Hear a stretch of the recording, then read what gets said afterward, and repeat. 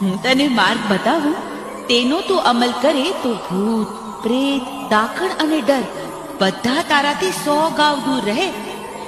માં, હું તમારો બાળ, મને કાંઈ નથી સમજાતું. મારો દીકરો કાળિયો સાવ ઘોડિયો.